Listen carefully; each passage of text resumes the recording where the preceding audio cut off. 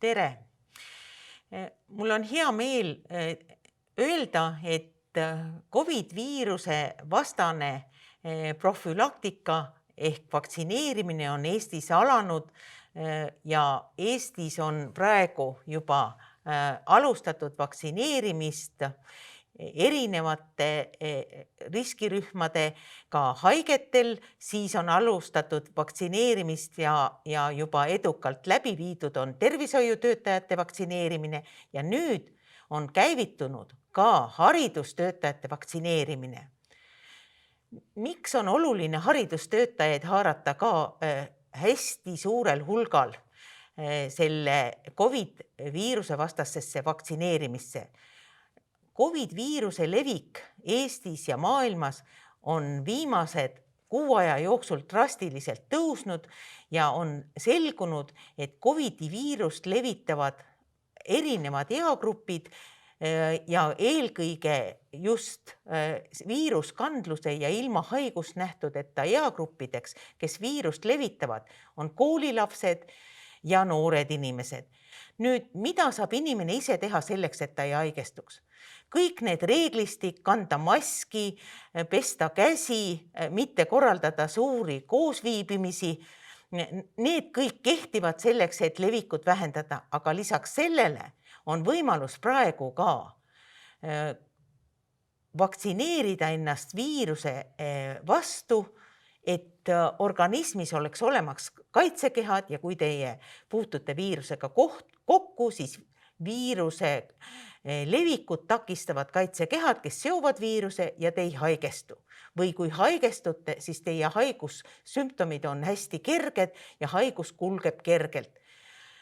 Nüüd, millised on siis need vaktsineerimisvõimalused Eestis? Eestis on praegu 3 vaktsiini ja kõik 3 vaktsiini, mis Eestis praegu on vaktsineerimisel kasutusel, kõik need on ühese omadusega, mitte ükski nendest ei sisalda viirust, vaid kõik sisaldavad siis kas ühte geneetilist viiruse informatiivset RNA osa, see on Pfizeri ja Moderna vaktsiin, või siis vektori kaudu jälle seda viiruse ühte antigeeni, mis siis paneb organismi immuunsüsteemi kõigepealt tootma seda viiruse ogavalku, mis tekitab viiruse põletiku ja haigestumise ja selle ogavalgu tootmisega meie immuunsüsteem tunneb ära, et see on võõras ja hakkab seda ogavalku lammutama ja lammutamise käigus töötab immuunsüsteem välja selle ogavalgu vastased kaitsekehad ja nende kaitsekehade tõttu, kui te uuesti kohtute viirusega, te enam ei haigestu. See tähendab seda, et viirusvaktsiin ise ei sisalda viirust ja viirusvaktsiin ise COVID-haigust kunagi esile kutsuda ei saa.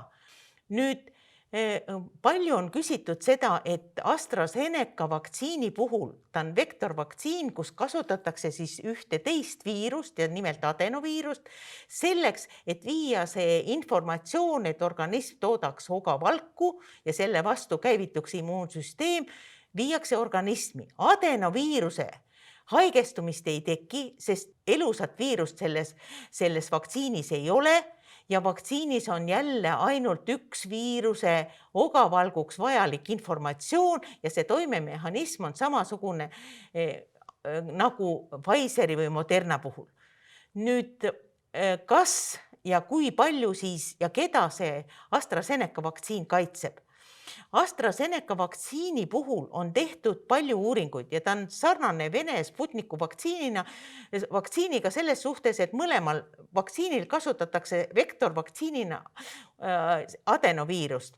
Ühel juhul kasutatakse 2 adenoviiruse tüve, mis ei ole inimesele patogeensed ja teisel juhul kasutatakse šimpansi adenoviirust, mis inimesele ka ei ole patogeenne. Ja nüüd nende vaktsiinide kasutamisel on näidatud seda, et ainult 1 doosi vaktsiini kasutamisel veel nii palju antikehade hulk ei teki, et inimene üldse ei haigestu. Nüüd seda teist doosi, selle teise doosi aega, et millal teha teist doosi ja immuunvastus oleks kõige tugevam, selle välja timmimine võttis rohkem aega ja kahjuks selles uuringurühmas ei olnud ka piisav hulk üle 55-aastaseid inimesi ja selle tõttu on ka see vanusepiir seatud, et Eestis 69-aastast vanemaid inimesi selle vaktsiiniga ei vaktsineerita ja oodatakse uusi kliinilise uuringu andmeid, et ka vanemaealistele seda vaktsiini kasutada. See ei ole ohtlik vanemaealistele, vaid lihtsalt me ei tea, kas see immuunvastus on piisav, et haigust ära hoida. Ja selleks need uuringurühmad kindlasti lähiajal tulevad ja lisanduvad, sest miljoneid doose tehakse, aeg läheb edasi ja kindlasti kliinilise uuringu tulemused näiteks paari nädala pärast võib-olla me juba teame, et AstraZeneca on efektiivne ka 69 ja vanematel inimestel. Praeguseks aga on Eestis võetud vastu otsus, et üle 69 aasta vanuseid me selle vaktsiiniga ei vaktsineeri. Nüüd siis inimesed on küsinud seda, et kas kõrvalnähud on kõikide 3 vaktsiini puhul ühesugused. Ja kõrvalnähtude all peetakse siis silmas neid lokaalseid kõrvalnähte või tõsisemaid kõrvalnähte, mille puhul siis meie Ravimiamet need kõrvalnähud kõik registreerib, vaktsineerija on kohustatud need teatama ja iga inimene Eestis saab lugeda neid kõrvalnähte, millised on tekkinud praegu COVID-vaktsiinile, lähete Ravimiameti leheküljele, seal on kõrvalnähtude lõik ja igaüks saab vaadata. Eestis praegu tõsiseid anafülaksiga kulgevaid kõrvalnähte COVID-vaktsiinile ei ole esinenud. Ja kuidas siis meie seda jälgime?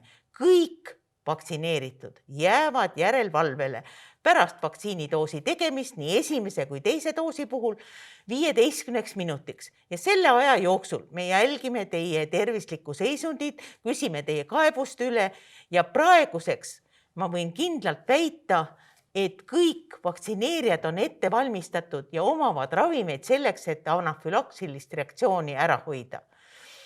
Küll aga sellised tavakõrvalnähud nagu süstekoha puute tundlikkuse valulikkus, käevalulikkus, lihasvalulikkus ja üksikutel alla 10% vaktsineeritutel võib tekkida ka palavik.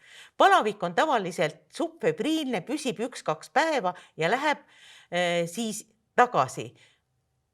Väga vähestel on ka palavik kõrgem 38-39 kraadi, aga jälle 1-2 päevaga möödub ja erilist ravida ei vaja.